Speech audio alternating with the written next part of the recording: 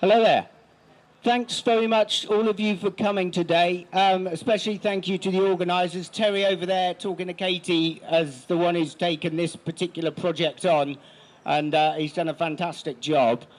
I just want to tell you what we might want to do in future. Obviously, it's all very well talking about the campaigns that have happened so far. We want more and more campaigns springing up all over Dorset. Keep Our NHS Public started by a few of us joining the junior doctors on strike outside Poole Hospital. So we went there and we got chatting, and we thought it would be nice to have a local meeting where we can just turn up and decide how we're going to campaign for the NHS. Somebody at the meeting had a Keep Our NHS Public leaflet, and, within 10 minutes, we thought that, well, perhaps we'd become the Dorset wing of the Keep Our NHS Public organisation. So that's what we did. It wasn't something we planned, but if you look into these things happen and doors open. And if you go to their website, we are now the official Dorset wing of Keep Our NHS Public Dorset. So what have we done so far? A lot of you may have been to the demo in Poole, that happened on the 15th of October. That got an awful lot of TV coverage. We've got a website, we've got a massive database with every single councillor in Dorset on it, whether they're district, county. We haven't done the parish councillors yet, but it's a really powerful weapon. And things happen behind the scenes. There's the leafleting that we do, there's the demo we did, but what's been important is the stuff behind the scenes. Sending out emails to every single councillor when something happens, so that they can't turn around and say, we didn't know about this, because they are getting regular emails from us. We've got a database with every single member of the press we can find on there, which is why the BBC turned up at the demo. But what's been the difficult thing is that if you're going to deal with the press and put stuff out there, you've got to be accurate, and we're all volunteers, so we had to spend months looking at how the NHS is organised, looking at how the county council operates. And we've been attending meetings behind the scenes so that we cannot be accused of not knowing what we're talking about.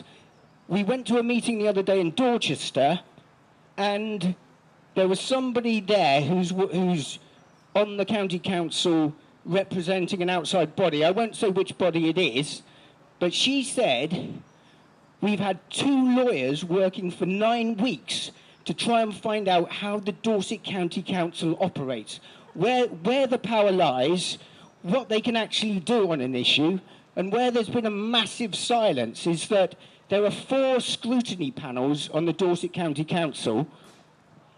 They are the Joint Health Scrutiny Committee, the Dorset Health and Wellbeing Board, the Joint Health Scrutiny Clinical Services Review, and the Joint Public Health Board. It sounds like a mess. It's a real spider's web. But on all of those bodies, there are councillors. The press don't ask those councillors where they stand on the closure of community hospitals. Where do they stand on the closure of GP services? No one asks them. They don't have to tell. At the moment, you've got councillors pushing through the government's policies, and they want it to be done in silence. So, as I say, our job is to tell people how things work and what is going on. And we've also been meeting people. We met Debbie Fleming, who is the head of she's the chief of Poole NHS Foundation Trust. And she thought, well, if you're going to campaign to save Poole Hospital, then please come in and speak to me. And that's exactly what we did. It was said at that meeting that changing Poole into a planned care hospital and making Bournemouth the main emergency hospital, she said it's like moving the kitchen into the bathroom and the bathroom into the kitchen. It's a waste of money. They said that we need to save £150 million. It's going to cost £150 million to swap the 2 over. So these plans are very ill thought out. The other thing they did is that the plan is to close GP services, the surgeries. Now, we went to a meeting and it was said that how are you going to stop people using hospitals a bit more? And they said that basically you reduce the number of doors into hospitals. If you go and see a GP, he may refer you to hospital. So we had it said that if you reduce the number of doors into hospitals, then you can save money. So that is the plan, to close GP surgeries. We've met Dr. John Orrell, who's a Green councillor.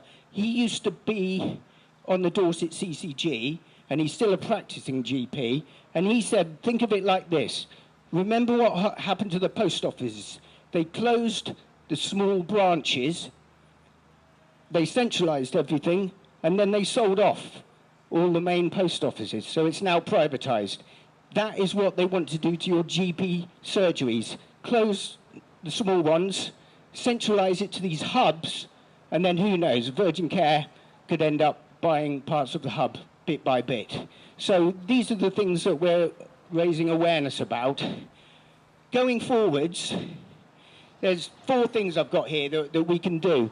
If you know people who work in the NHS, or you've just got some expertise, then, you know, we need that expertise. So join one of the local campaigns and just give us your expertise. It can be done anonymously, but we need information fed to us, which we can then put out there in the press. In September, the results of the questionnaire, the consultation that was done, that is being analysed at the moment. Obviously, Save Our Beds over there, they managed to get 6,000 of these questionnaires filled in themselves, which is a third of the total number. All of theirs are going to say, we don't want these changes, we do not want these closures. So how they can turn around in September and say, no, people are pretty happy with what's going on, they can't, so they're either going to have to lie or they're just going to have to push it through. And we need to be ready for September when they do that and say that black is white. There's a website, it's easy to remember. This is a website, it's very rudimentary at the moment, but it's called savedorsetnhs.co.uk. If you go to that, you'll see all the campaigns numbered. There are probably other campaigns, we'll add them. And if you want to be a sponsor as a group or individual, you can send us an email and we'll put you on there. So we just want to build up this website which links all the campaigns together. Finally, there's a general election. So it's very simple. Vote for someone who's going to talk about the NHS in the first place, and when they do, they say that they want to save the NHS, and they do not go along with these £22 billion worth of cuts. I'm going to wind up now. So we are going to end with a speech, a poem, so a bit of culture. A guy wrote a poem which is absolutely brilliant, and it just about sums up what's happening at the moment. It's a very angry poem. We couldn't afford to give him 50 quid for him to come down from Bath or wherever he lives now. He used to live down here. Anyway, Chris is going to send us all off, and there'll be music afterwards, so do stay. But Chris is going to read this poem, which we couldn't afford to have read by the poet himself, but hopefully one day we'll have lots of cash. Right.